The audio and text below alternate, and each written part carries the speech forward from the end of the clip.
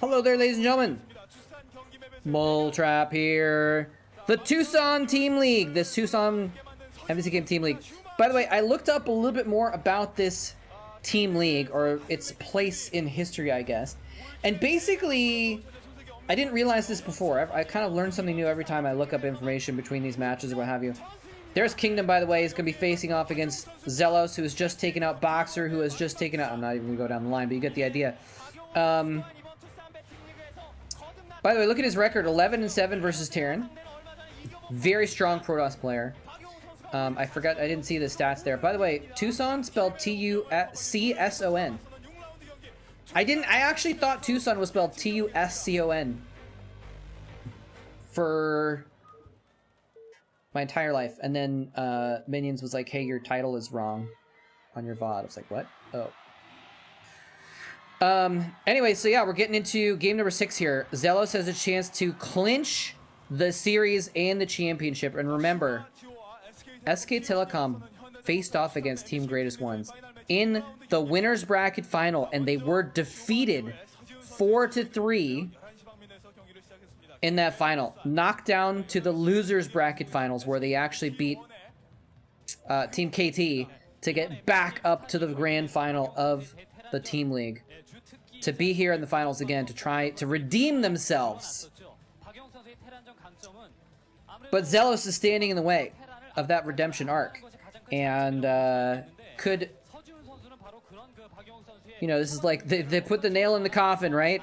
And then SK Telecom kicked the coffin open and jumped out again, and they're trying to nail him back in. Anyways. But yeah, just to give you that history that I was mentioning. So the Tucson MBCGame Team League was actually, this was before the Pro League. This was like the precursor. MBCGame did these Team League tournaments, which were, you know, somewhat limited compared to the Pro League before. And they did this for 2 or 3 years. I think there might have been one more after this, after the Tucson League. And by the way, we're getting a very early scout from Kingdom. Oh, he's going to catch him. Oh, he's going to stop him from blocking. No, he does get a barracks into that choke point. Good. All right, nice. But anyway, so I think there was one more Team League. It's kind of hard for me to tell because there's a listing for it, but I couldn't find any information about any of the games of it. But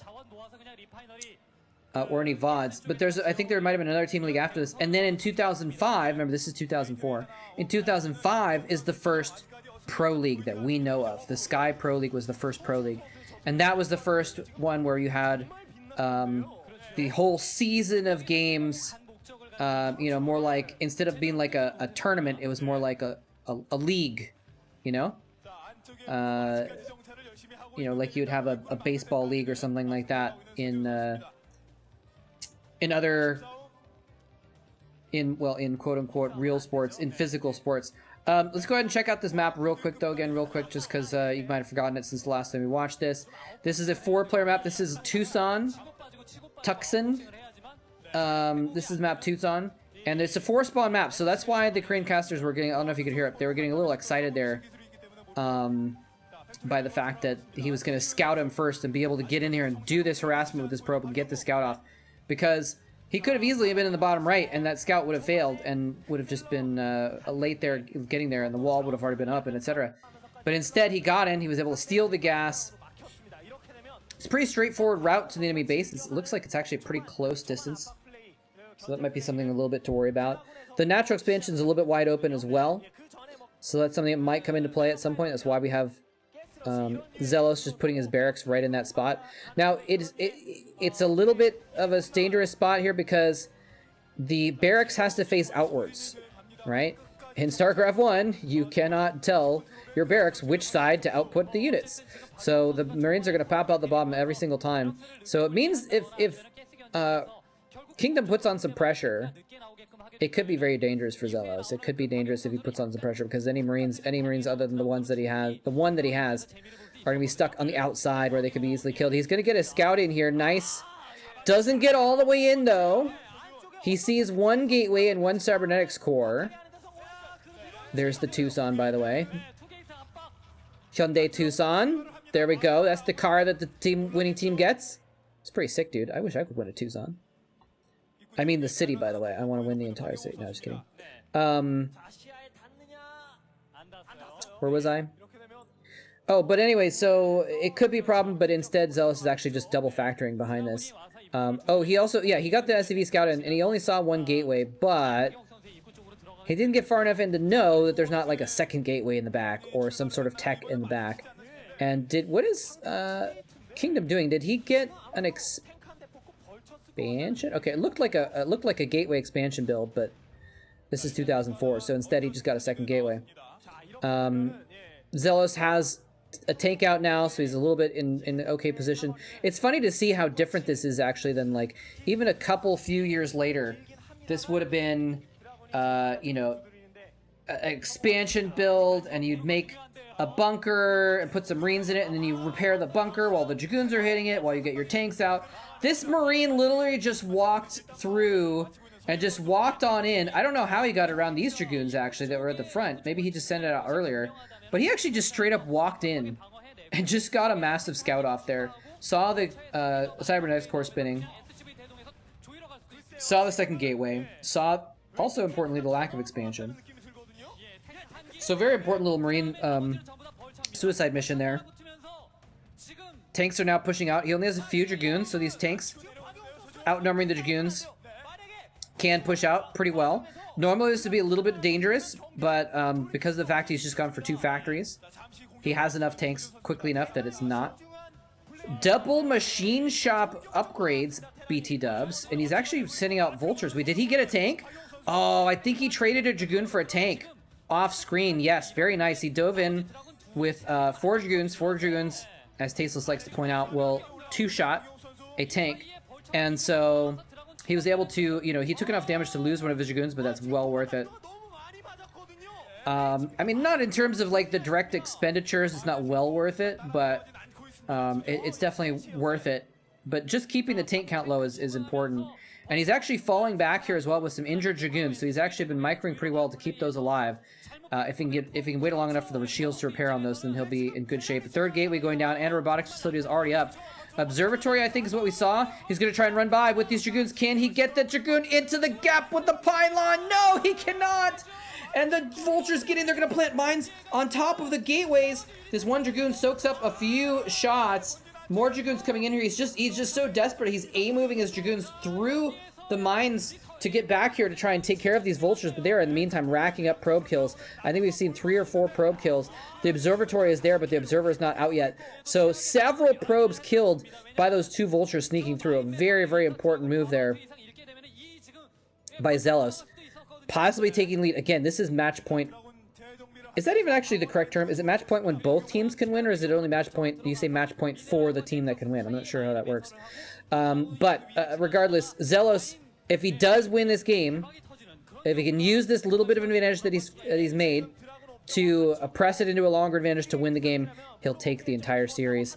The Observer's out now, though, so Kingdom's to be able to clear out these mines. He might go ahead and expand himself, or he might be able to put some counter pressure back onto Xellos, who has expanded.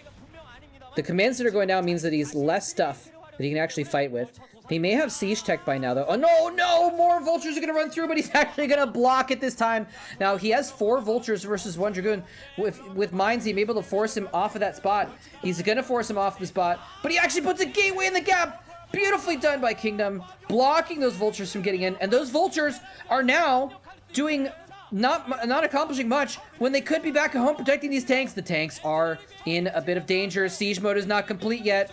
He's got 1 mine there to protect him, but there's an observer there, and it looks as if, oh man, I don't know if Kingdom realized the opportunity he had. I don't know if he knew that siege mode was not done yet. Although he had an observer there, he could have seen that the tanks were not in siege mode. He's pushing it anyways. The Zealot bombs dropping on top of the tanks. Kingdom's pushed his Dragoons in close enough that they're going to be able to get on top of the tanks. He's picked off 2, 3, 4 tanks. The last 2 siege up, but it might be too late. He's going to pick one off before it can fire a second time. The last tank goes down. The SCVs are the bane of Dragoon's existence, but they're not quite going to be numerous enough. The vultures that were doing nothing in Kingdom's base are desperately trying to fall back now. He's actually going to try and build a building in the gap to hold this off. He's going to try and put mines outside of his own main. It looks like, what is that? Yeah, it's another barracks, it looks like. So it looks like he's not quite going to die yet, but hold that thought because he may still. What's in this shuttle? He forces an unsiege with the shuttle. What's in there? It's just Xellos? Okay, I didn't know if he'd like already gone back for a Reaver or something like that. That'd be kind of crazy. But he may have Reavers on the way regardless. But he does drop some units out in the back lines, getting some free damage, getting some free distraction down onto those SCVs. And Kingdom, though, only on one base. Xellos, if he can recover, he's going to have that second command center. Oh, no, these SCVs kind of caught out. And, you know, SCVs are stronger than Dragoons, as everyone knows. But they are not ranged, so they do have to fall back there. Anyway, he's going back in here. Ooh, what's in... Did he put another... No, just the same Dragoon and Zealot chilling in that shuttle. So this time he is going to hold. He's got that barracks kind of blocking up the gap. But the thing is can he... Actually, I think Zealous probably needs to land that command center to keep producing SCVs. But again, this is 2004. So that's like a macro thing that you would expect years later, actually. Well, maybe... I don't know. Actually, I'm not sure if that would be something that you could kind of expect at this point in time. But anyway, he's instead kind of waiting, thinking like, okay, this is not too big of a deal. I can clear this up, and I can push out and take this expansion again, and then I can keep producing SCVs while mining from an expansion, theoretically. But he needs to make sure he protects his tanks this time. He has one turret up in his main, just at the choke point. He's got one turret up in his main. Oh, is he going to lose that comsat station? He actually lost that. He didn't cancel it. It just got killed. Probably a Hyundai business person there. Look at this meager transfer of SCVs. He's only transferring 4 or 5 SCVs to the expansion. In the meantime, Kingdom has expanded himself, and so Kingdom now has even economics and has put more pressure on him. He's got that shuttle floating off on the side. There's not really anything that could be too much of a threat anymore because Xellos has kind of built up enough forces that he's got tanks and turrets everywhere. He's not going to die right now, but he had spent a lot of time and resources defending to make sure he wasn't going to die like that. And there's nothing saying he couldn't still die to a push theoretically because he only has one turret in his natural, so a bit of a drop could still work. But yeah, things might have evened out here. He's going to try and drop those back off. This may not be a Reaver game at all, I guess. I was expecting him to follow up with Reavers, but instead he's skipping the Reavers. Just content to have observers out of that robotics facility and get an expansion off of it and just take a longer game advantage. He's actually falling his forces back. Curious what the reason is for that. Maybe he's worried about these vultures running around. He wants to get his main force back to kind of defend. That makes sense. Lots of Zealots coming out. They do have the speed upgrade. I actually just realized I don't remember what the name of the speed upgrade is for Zealot. People just call it Zealot legs, right? It's something about legs. There must be something about legs, right? Shaved legs. Give him some more aerodynamics, maybe.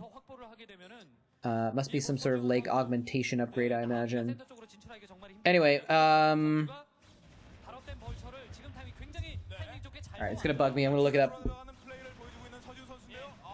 Leg enhancements? Is that all it's called? It's just called leg enhancements? It's just called leg enhancements, guys.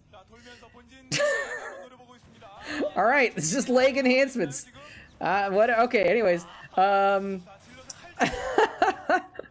some reason I thought it was gonna be something more interesting, like, you know, the Goliaths get a longer range on their missiles, and it's Charon boosters.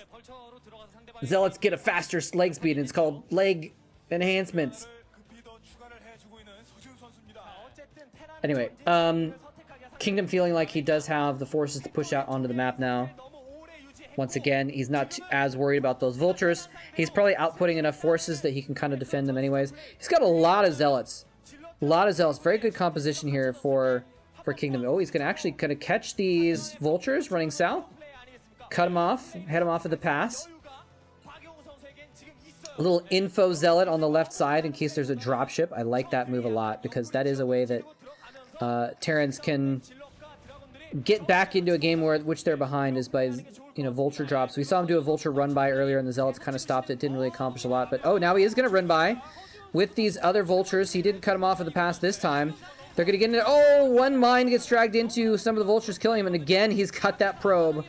Johnny on the spot probe is going to go ahead and put down another gateway to block the vultures from getting into his main base here. He's going to reroute over to the natural and get a couple probe kills, but nothing too spectacular. Does Kingdom have a third base is what I'm kind of trying to wonder right now. There's people in the front audience, the mom there, and a guy with a big drum. I wonder if he brought that himself, or if he's like a team. Maybe that's someone's dad. Just brought his own drum to like bang on the drum for his kid. I don't know. Anyway, oh, I just realized that expansion on the left is actually blocked by minerals, so it's like a double expansion.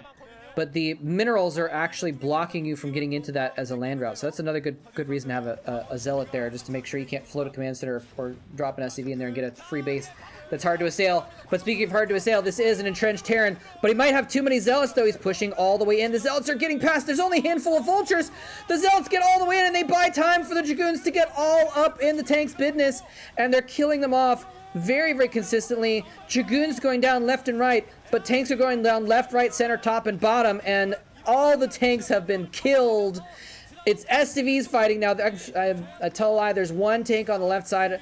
Why did I say that? It's like a British term, isn't it? For saying that you were mistaken. Anyways, he's pushed all the way in, but now that one tank on the side and more reinforcement tanks coming in from the top are actually going to be just enough to push back those dragoons. But again, the Kingdom has a hard contain here. Xellos, we're seeing right now, is almost mined out in his main base here. He kind of needs another base. Kingdom has taken the third base at the bottom of the map. So if this contain keeps up, it's going to be 2 bases mining to 1, and that's double. Maths, quick maths.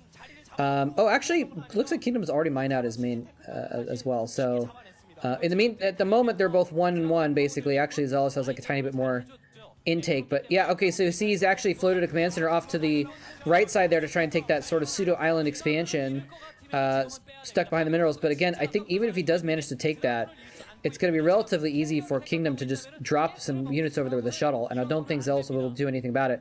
And he's getting carriers, ladies and gentlemen. Guess what can fly right over those minerals and assault island-ish bases? It's carriers, and, well, it's also scouts, but, could be scouts.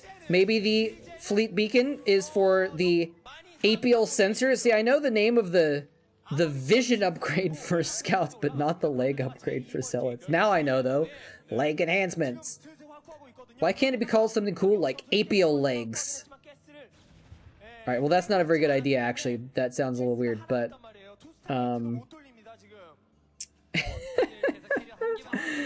Anyway.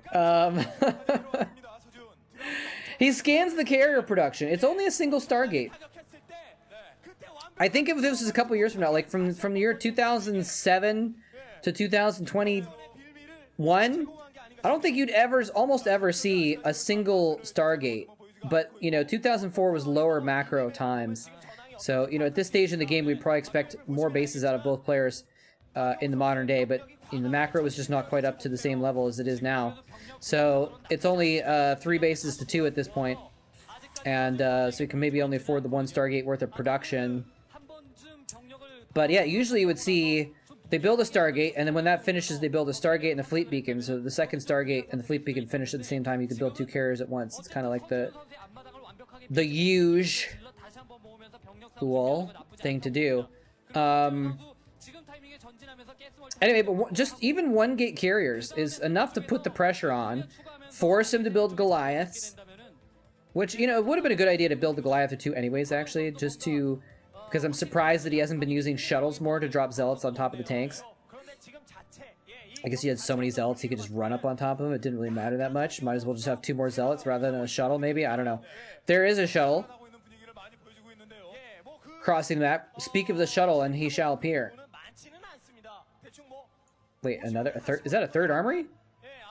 Oh, that's the 2nd armory. Okay. I mean, Xellos, if he can hold on to this JK, he's going to lose his third base. I was just about to talk about how if he can keep this third island base, he can theoretically max out in the long term and just defend, and get a large army, but it doesn't look like that's going to happen. Both players being a little bit cheeky here with their troop movement receptacles. But now they're not actually. They're not microing at all. I thought they were both going to micro, dropping out the Zealots and dropping out the Vultures. But instead, he's just going to leave those Vultures there. Leave the Zealots on the ground to die. And just run the shuttle back again. So it looks like for the moment... Okay, there's the second Stargate. For the moment, Xellos is going to keep that third base. It's crucial. It's actually crucial. If he loses that third, there's nowhere else he can take a third right now. Reasonably speaking. So he's just going to lose the long game. He does have Goliaths out now. But you know what? Goliaths take gas. And so do tanks. You've got to get the exact mixture just right. If you're behind, actually, maybe there isn't an exact mixture, but you have to be so perfect in your choice of where that gas goes. You need exactly enough Goliaths to deal with the carriers +1. You need exactly enough tanks to deal with the Dragoons +1. And you can't sway the wrong direction at all, basically, or you're going to lose one fight or the other, and then you lose both if you lose one of them. Couple Dragoons coming in here just doing some damage, but they're going to get pushed back by this little assault force in the dropships. I like it. Kingdom being a little bit hesitant to devote too much energy towards that 12 o'clock base, but again, the carriers are on the way. Xellos trying to get a fourth base over on the right side. This is do or die for Kingdom, remember. He needs to win this game, or he'll be letting his entire team down. He'll be the first player to not win a game, actually, I guess, because everyone that has played has won a game and then lost, and won a game and then lost.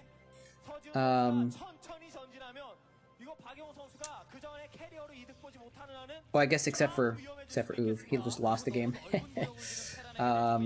Anyway, but these carriers might be what seals the deal for him, and it enables him to clinch the ace match, basically. Keep his team alive. Another little bit drop going on here with that shuttle. Shuttle is the poor man's arbiter sometimes. It's kind of like a little mini recall. He is going to take out a couple. He's actually slowly been whittling down the turrets in this base to make it easier to do the next drop. But he could easily rebuild the turrets much easier than the effort it's taken him to kill them. Anyways, but the carriers are now been deployed. They're on the way to the front lines. Xellos knows this is coming. Can he do anything about it? Oh, and they're actually going against this hidden top right base. Well, I quote-unquote hidden. It's obviously not too hidden, but he was trying to pull off a little bit of a hidden base. He was trying to keep it out of the way so it wouldn't be spotted. He wouldn't have to defend it, but it gets spotted. The carriers are going to dispatch that very quickly. There's nothing to defend it. I don't know if it's worth it for Xellos to go over there and actually deal with it. Oh, he actually catches the shuttle flying around. So that's actually a pretty big deal. He hasn't been building a lot of shuttles or anything like that. So that's going to shut down the harassment on his 12 o'clock base for a bit. But it looks like the carriers actually are going to run away. Maybe the shuttle spotting those Goliaths moving over there. He's like, you know what? These carriers are good for free damage. So if the free damage isn't free, I don't want it. I don't even want dollar store damage. I definitely don't want any high-end, overpriced damage where it's going to cost me an arm and a leg and a carrier. I don't even want to spend an enhanced leg with leg enhancements and an arm. I want free damage, and so he pulls back those carriers. I'm a little surprised he's not going ahead and assaulting the natural expansion. That would be kind of an easy place to go, because then it wouldn't be very far to get to where... What was that? Is there a building burning there? Or maybe he's canceled it because he wanted to rebuild in the second spot. Okay, now that I say that, he's following my advice 15 years ago and going in here... Actually, geez, this game was played 18 years ago. Oh, one carrier almost goes down, it looks like. Well, no, actually, never mind. I looked at it wrong. It's actually got full hit points. Just the shields were low, though. But now he was putting pressure on the actual expansion, and now it's enabling him to back up those carriers with his Dragoons. The tanks are in good position. The Goliaths are there, but there's so many Zealots. They've got leg enhancements. They're going to be able to run in directly on top of those tanks very quickly. The Vultures are out of position. The Vultures are out of position. They're not defending. Vultures, this was your one job. Your one job. And instead, the Goliaths are forced to do your job for you, which means that they're going to take extra fire from these Zealots as well. Every tank has been obliterated except for the one. And the carriers are falling back for the moment, but they are still in good position. Oh, Vultures, why? Why, Vultures? The perfect Terran showing signs of imperfection, ladies and gentlemen. Not quite having his Vultures in the right place at the right time. And not going to the right place when the right time happened as well. And instead, as a result, he's going to get his entire front line breached. He's pushing in here. Kingdom looks like he's on the verge of taking this victory. There's carriers and dragoons. It is natural. It looks like Xellos has nothing that he can do about this assault. And very soon he's going to have to leave. And it is going to go to an ace match, I believe. Unless Xellos can pull off some kind of a miracle here. He is, he is theoretically even in bases. Kingdom never got that 4th base, which he was entitled to by having such strong map control. And so, not that I'm aware of at least, maybe it's hidden in the pixels somewhere. A red base on an orange map might be hard to tell, but when you've got Zealots on top of your factories, it's time to GG. And Xellos continues the trend. Every single game has been the winner staying and losing to the challenger. Losing to the challenger, losing to the challenger. And Kingdom coming in, challenging Xellos, and knocking him out of the chair. That means it's going to go to a game 7, ladies and gentlemen. Look at that. 3-3 is the score. It's going to go to an ace match again in the winner's bracket finals. For the original series, not Star Trek, for the original series, in the winner's bracket final, it went to a game 7. It went to a game 7 back then. Look at that. That guy, someone printed out an entire bigger than life-size curtain with Kingdom on it. That's pretty, it's pretty boss, man. I've never had anyone print out a curtain with my picture on it. I'm trying to see if this VOD has, no, okay. All right, so. Oh. Guys, so the last match is going to be a PvP. It's going to be Kingdom versus For You. Very, very excited, actually. I know maybe people don't like mirror matches as much as I do, but I'm excited about PvP final. But anyways, well played by Kingdom. Despite, getting a couple Vultures in his base once or twice, he did a really good job of stopping him from doing too much damage. And put the pressure on really heavy, and then just switch to the carriers for the win. And so it's going to go to a game number 7. We're going to see if For You can win the game and get a clinch for greatest ones to show SK Telecom that they can win in a best of 7 twice to secure their victory, or if SK Telecom's Kingdom can secure the first 2 games wins in a row in this Winners League format series and secure the victory for SKT. It's going to be exciting. Love Game 7s, love 8th matches, love PvPs, love StarCraft, love you guys as well. Hope you enjoyed it. Thanks for watching. See you in Game 7.